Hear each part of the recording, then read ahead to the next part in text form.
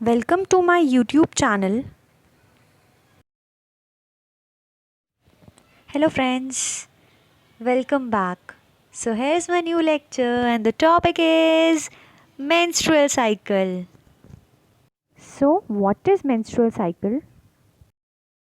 Well, the reproductive cycle in female primates, monkey, apes and human beings is called menstrual cycle. So first menstruation begins at puberty called menarche.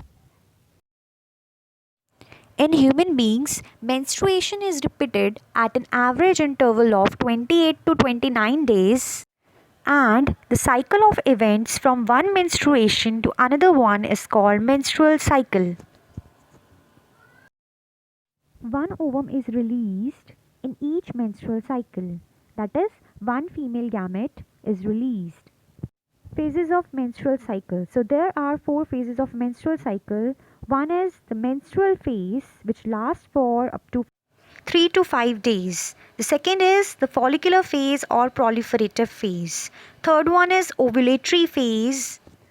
The fourth is luteal phase or secretory phase, which lasts for 14 days after ovulation.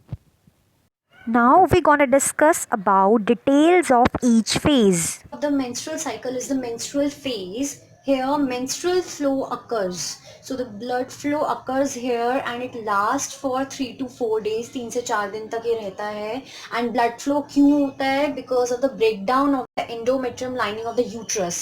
क्योंकि जो uterus की innermost lining है उसके breakdown होने की वजह से, उसकी ब्लड वेसल्स की रप्चर होने की वजह से ब्लड फ्लो होता है, वो ब्लड फ्लो आउट करता है थ्रू विजाइना.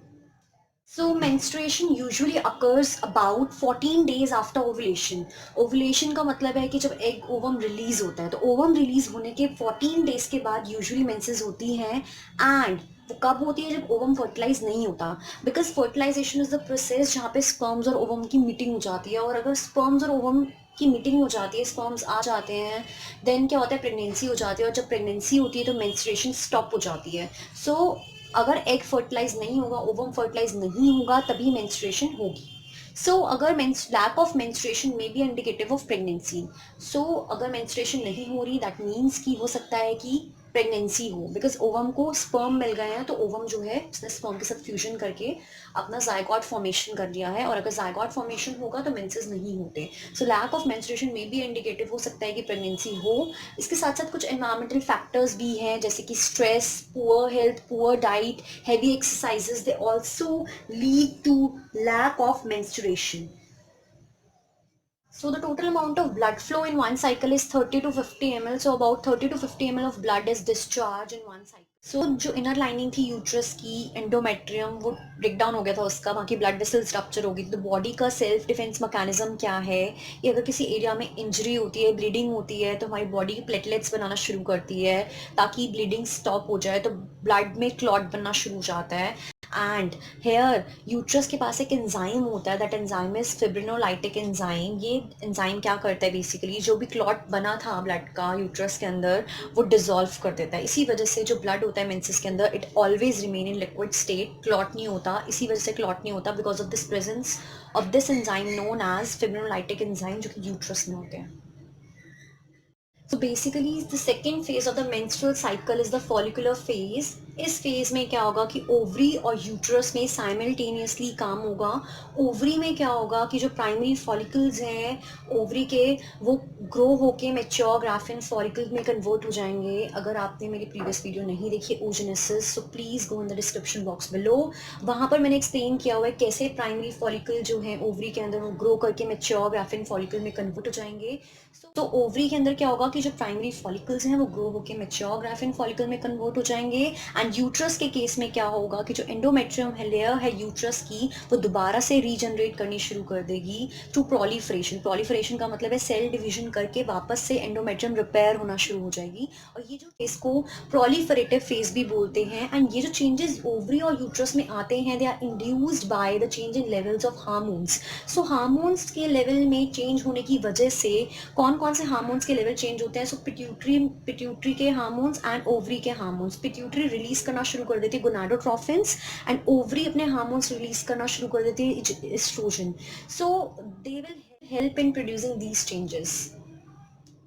So जो लेवल है गोनाडोट्रोफिन्स के, दैट इज जो पिट्यूटरी गोनाडोट्रोफिन्स रिलीज कर रही है, दैट इज कौन से गोनाडोट्रोफिन्स रिलीज कर रही है, LH and FSH, that is luteinizing hormone and follicular stimulating hormone. So इनके लेवल्स इंक्रीज होना शुरू हो जाएंगे और ये फर्दर क्या करेंगे, स्टिमुलेट करेंगे फॉलिकल्स की डेवलपमेंट को. तो it stimulates the follicular development, that is primary follicle से नाउ टर्शियरी फॉलिकल बनना शुरू हो जाएगा. और ये जो ग्रोइंग फॉलिकल्स हैं वो क्या करेंगे, वो एक हार्मोन सिक्रीट करेंगे, दैट इज एस्ट्रोजन हार्मोन. तो ओवरी का एक हार्मोन सिक्रीट करवाएंगे, दैट इज एस्ट्रोजन. एस्ट्रोजन के लेवल इंक्रीज होने शुरू हो जाएंगे और वो फिर फर्दर क्या करेंगे, रिपेयर करने में मदद करेंगे एंडोमेट्रियम लेयर की, यूट्रस की.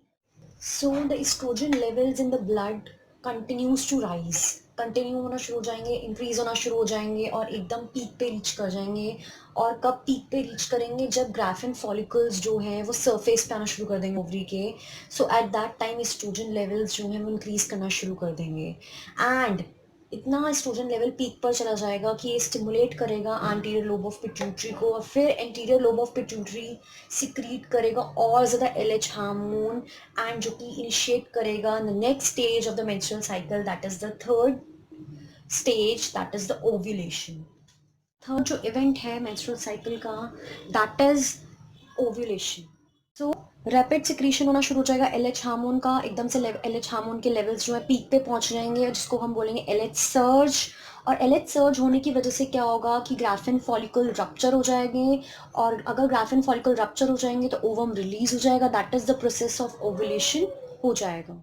सो इफ हमें कैलकुलेट करना है कि डे ऑफ ओव्यूलेशन क्या होगा, कब हमारा एग रिलीज होगा, ओवम रिलीज होगा, सो हम कैसे कैलकुलेट करेंगे, number of days in menstrual cycle, कितने डेज की मेंस्ट्रुअल साइकिल है उसमें 14 माइनस कर देंगे, तो मोस्ट प्रोबेबली हम कैलकुलेट कर सकते हैं कि कौन सा डे जो होगा ओवुलेशन का डे होगा. सो इफ मेंस्ट्रुअल साइकिल के जो डेज हैं वो 38 हैं, सो अगर आपको फाइंड करना है किस डे ओवुलेशन होगा, एग रिलीज होगा, सो आप क्या करोगे, days, number of days in menstrual cycle is 38, so 38 minus 14, that is 24 day हमारा क्या होगा, ओवुलेशन होगा.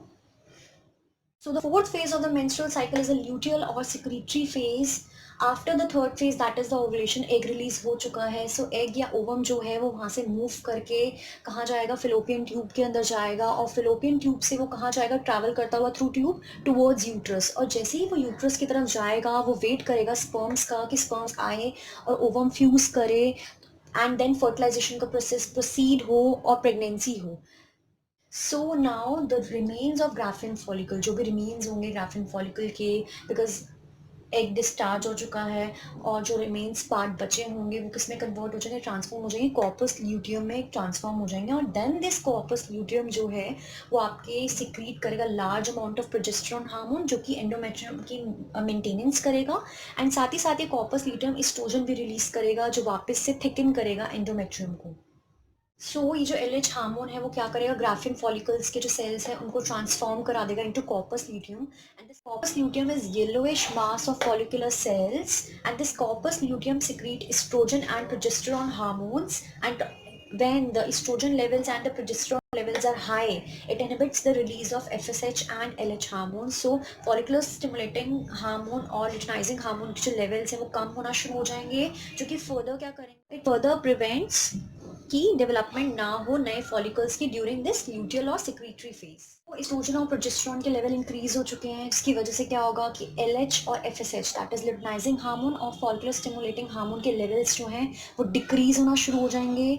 सो लो लेवल एलएच के होने की वजह से क्या होगा कि कॉर्पस ल्यूटियम जो था वो डीजनरेट होना शुरू हो जाएगा, एंड डीजनरेशन की वजह से क्या होगा, प्रोजेस्टेरोन हार्मोन के लेवल्स डिक्रीज हो जाएंगे, जो कि आपके क्या कर देंगे, देन फर्दर मेंस्ट्रुएशन को कॉज कर देंगे. As the endometrium layer, it breaks down. So the luteal or secretory phase lasts for 14 days. So if anyone asks you कि number of days कितने होंगे menstrual cycle में luteal phase के, so 14 days. Ovum fertilised हो गया, then क्या होगा कि एंडोमेट्रियम की मेंटेनेंस करनी पड़ेगी, तो वो कौन करेगा, progesterone hormone. So during the pregnancy all the events of menstrual cycle stop, सारे इवेंट्स जो है मेंस्ट्रुअल साइकिल के स्टॉप हो जाएंगे due to increase in level of progesterone hormone.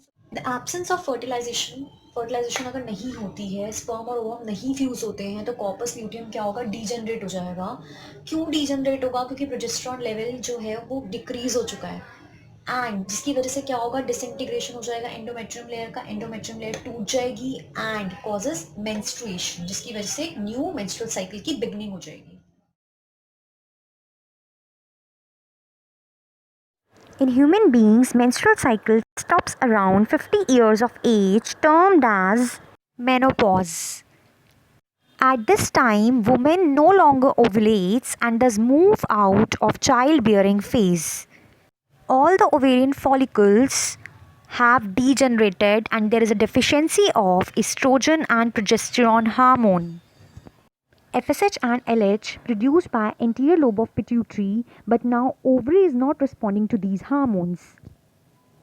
Sometimes women wish to postpone the menstrual bleeding for few days to participate in some competitive sports or religious function. She should take progesterone like drugs because high level of progesterone maintains the endometrium. This is all about the topic. Thanks for watching. If you like this video, subscribe, share, and of course like this video. Thank you so much.